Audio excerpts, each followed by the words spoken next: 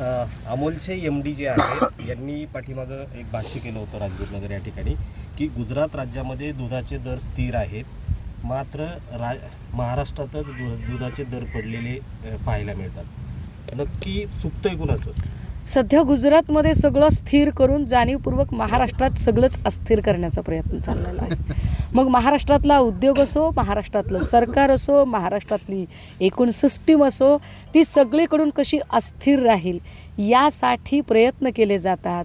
पण आम्ही दोष बाहेरच्यांना किती द्यायचा जर कुंपणच शेत खात असेल तर?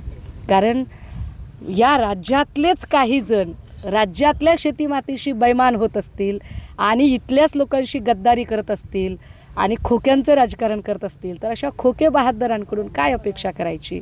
तर मला असं वाटतं की अमूलच्या संचालकांनी किंवा चालक पालकांनी जे काही म्हटलं महाराष्ट्राच्याबद्दल निश्चितपणे, आणि हेच कारण आहे की म्हणून महाराष्ट्रातले उद्योगधंदे सध्या बाहेर जात आहेत. कारण कुठल्याही राज्यातलं सरकार स्थिर असेल तर मोठमोठे इन्व्हेस्टर इन्व्हेस्ट करण्यासाठी सरसावतात.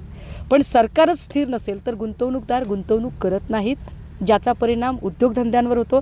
आणि उद्योगधंदे जर तिकडे दिले तर काय परिस्थिती होईल? बांधावर शेतकऱ्याने आत्महत्या करायची आणि त्याचं लेकरू जे शहरात शिकायला गेलंय नोकरी मागायला, त्याने नोकरी मिळत नाही म्हणून शहरात आत्महत्या करायची.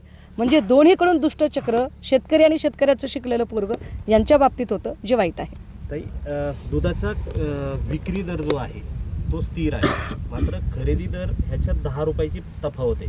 हे पैसे कोणाकडे जातात नक्की? भांडवलदारांचं भलं करण्याचं जर ठरवलंच असेल यांनी, कारण मध्ये जे लोक मुश्रीफ साहेबांकडे बोट दाखवत होते आणि एकूण सगळ्या व्यवस्थेमध्ये मुश्रीफ साहेबांच्या घराकडे सातत्याने फेऱ्या मारणारे व्हिडिओ स्पेशालिस्ट किरीट सोमय्या, कदाचित त्यांना आता या सगळ्या गोष्टींचा विसर पडतोय की जर तुमचा विक्री दर स्थिर आहे आणि खरेदीचा दर मात्र तुम्ही ठरवून 8 ते 9 रुपयांनी पाडता, याचा अर्थ तुम्ही शेतकऱ्यांचंही नुकसान करता, बाजारातल्या ग्राहकांचंही नुकसान करता.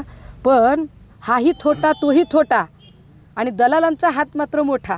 ही जी दलाली आहे ही दलाली सरकारी आशीर्वादाने चाललेली आहे का? सरकारने याच्यावरती उत्तरं दिली पाहिजेत. नुसतीच जातीत भांडणं लावून चालत नाही.